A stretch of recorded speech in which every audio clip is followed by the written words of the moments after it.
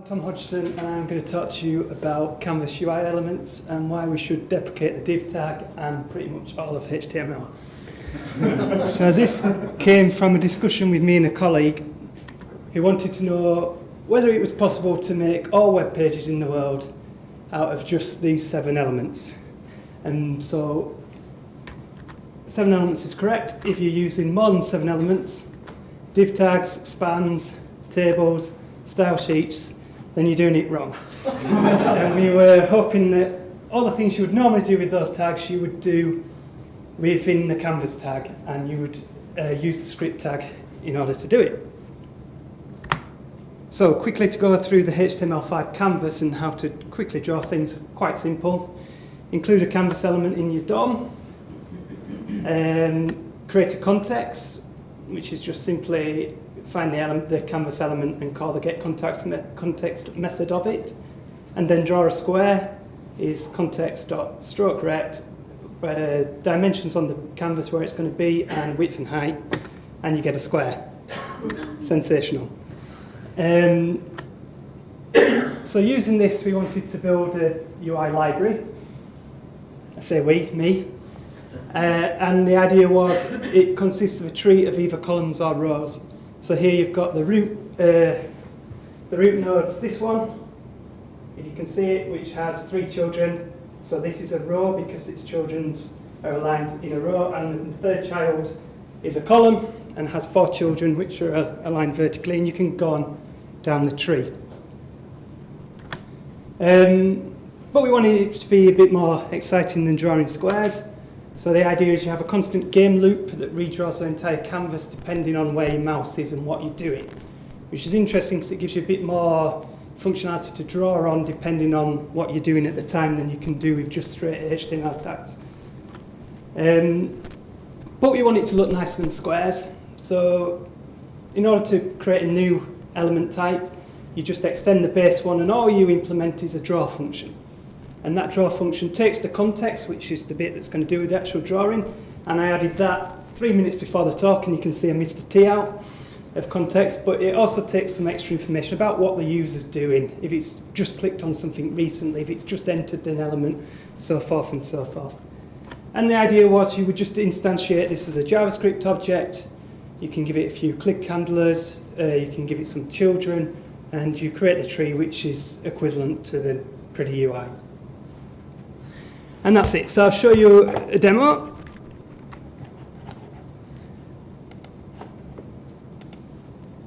Oh, it's not gone great, but never mind. So the resolution means we can't see all of it, but it doesn't matter. So basically this whole thing is one element, one canvas element, and you can see lots of different ways of doing UI elements. So if I plot this up, we've got modal window. You can see automatically now that it's redrawing dependent on where my mouse is, again on the toolbar. I can move this around a bit. It's restrained to this small box here, so it's not doing a lot, but it's just your normal standard UI elements. Again, here we've got a tab panel, a grid, and again you've got actions on the mouse. Nice little drag and drop that you can sort of move things around in.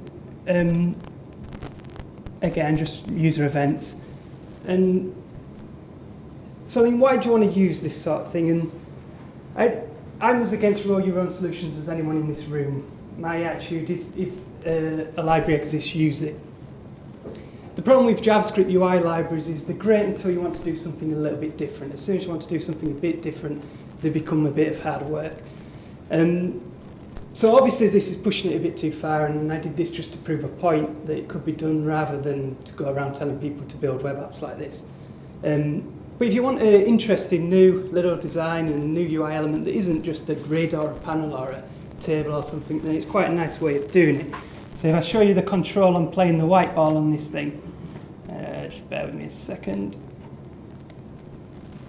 So here, this thing here is basically a row of rings. You click on the ball, pull back, and it increases the power.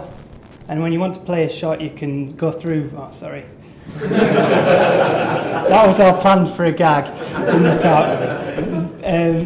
But again, same thing. So the idea is once you've played through the ball, you can put spin on it by going out, and there's a little dot there. It's hard control on this mouse.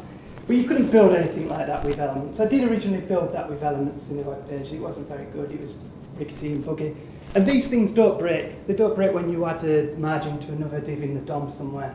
They don't. You know, you've all seen it when you're putting tables together and you add something else and then you start putting empty spans in. And you don't get that sort of thing with these things. Whether there's room for it on a full web page, I think I'm going a bit too far. But if you want an interesting new design with lots of control over the pictures and what's going on. And good browse across they're good across browsers and things like that. That's it. Any questions? Yes, Dobby. Is it reactive to scale up on mobile? Stuff like that? Absolutely. Yeah, I mean, well, yeah, of course it is.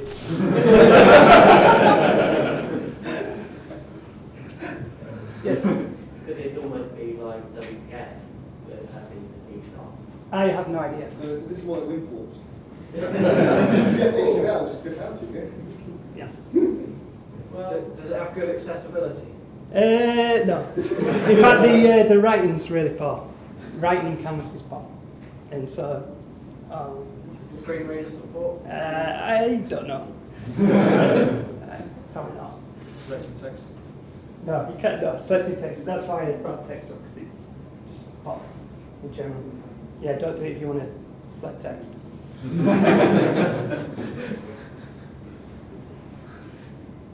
Okay. Thanks very much.